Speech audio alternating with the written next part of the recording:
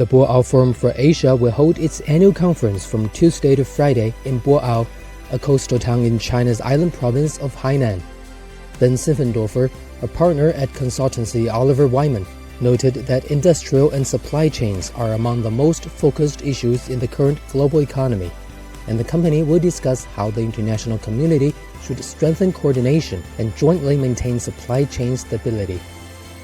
The global supply chain is of particular concern. Companies are looking to build resiliency in the face of deep globalization, geopolitics, or energy shocks. So the opportunity to be able to talk about the impact of these shocks on companies is invaluable.